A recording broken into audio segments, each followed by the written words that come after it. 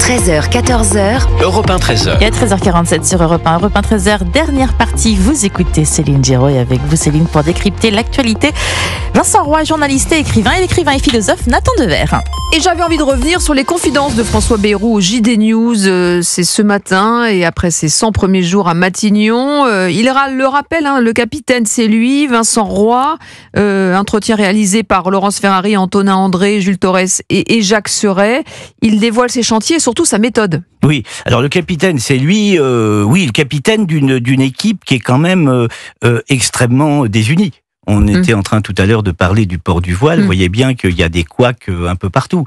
Donc, oui, un capitaine... Il y a une forme de cacophonie et en même temps... Une liberté qu'il a volontairement laissée à ses ministres. Oui, alors il leur remonte les bretelles de temps en temps. Il fait une réunion en disant bon, maintenant ça va. Oui, la méthode. Écoutez, la méthode Bayrou, c'est une méthode qui consiste à beaucoup écouter, à beaucoup rassembler, à beaucoup on fait beaucoup de réunions, on fait beaucoup de voilà. Elle atteint ses limites pour vous aujourd'hui après 100 jours ou pas? Écoutez, je vous ai dit, je crois, il n'y a pas longtemps, Monsieur Bayrou, c'est la démonstration pour moi que le centre est partout et la circonférence nulle part. Donc, je reprends ma formule, je suis quand même pas sous le charme de ce type de personnalité. Dans le même temps, il faut avouer que c'est un gouvernement sans majorité qui est obligé à des alliances. Je dois lui reconnaître une certaine habileté, par exemple le Parti PS socialiste, du vaisseau amiral, le PS du vaisseau amiral LFI. Donc, enfin, est-ce que Monsieur Faure est totalement détaché d'LFI? Justement, sur le conclave des retraites, dans cette interview, il le dit. Oui, voilà, je continue à y croire. Et s'il n'y a pas d'accord, on ira au Parlement. Mais alors ça, il leur laisse une voix. Ça, c'est ce que je vous ai dit tout à l'heure. C'est quand même extraordinaire. Conclave pour les retraites. On annonce le nom du pape avant la fin du conclave. C'est ce qu'il a dit, puisque à moins de 62 ans, rien n'est possible. Oui. Donc là, il se moque, non, honnêtement, il se moque un peu du monde. Quant à Monsieur Faure, le détaché d'LFI va quand même être compliqué, parce que je vous rappelle qu'il y a 15 jours, il poussait des cris d'orfraie, il avait bien raison, face à une caricature de Cyril Hanouna parfaitement antisémite, mais ça ne l'a pas empêché d'aller marcher aux côtés de Monsieur Mélenchon, qui lui était à Marseille, mais Monsieur Faure à Paris. Et de brandir à nouveau aujourd'hui la menace de la censure. Voilà.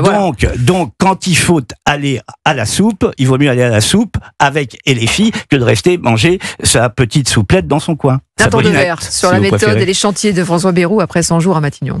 Je crois que déjà avant la méthode, quelle est sa mission?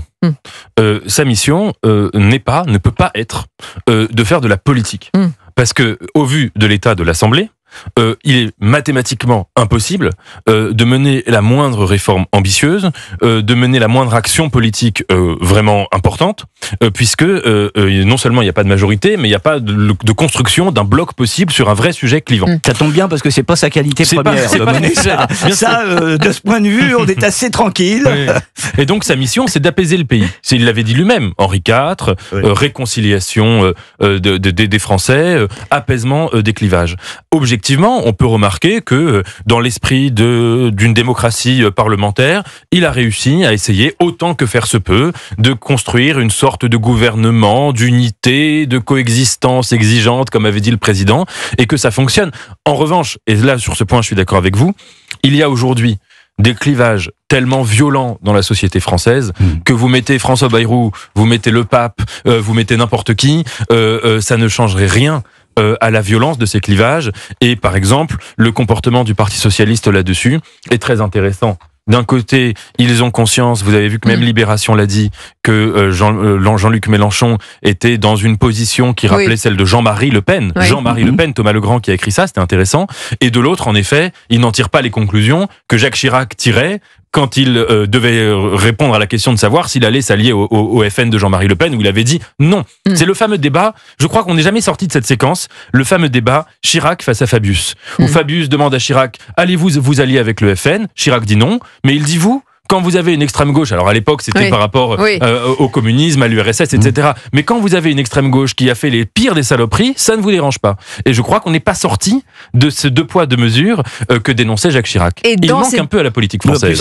Plus simplement, il y a surtout un manque de colonne vertébrale politique chez une bonne part de tous ces individus qui nous gouvernent, tout simplement. C'est le critère pour être politique, c'est pas avoir de colonne. Absolument, il faut avoir une lordose. Et dans cette même interview, Vincent Roy, il avoue que son plus grand chantier, le plus obsessionnel, dysfonctionnel, c'est le mot qu'il emploie, j'y pense tous les jours, c'est celui des finances publiques. Nous avons réussi à faire passer un budget avec des rustines, comme on le fait depuis des années, ça ne sera plus possible.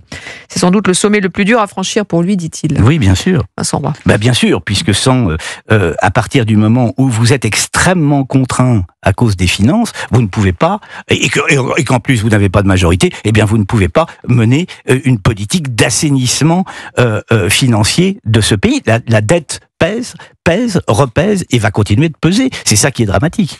Et la dette pèse, le déficit reste extrêmement important, quelle que soit la volonté des gens de dire on va faire des coupes, et le service public est dans un état lamentable. Absolument. Je crois que c'est ça que les Français en fait ne supportent pas.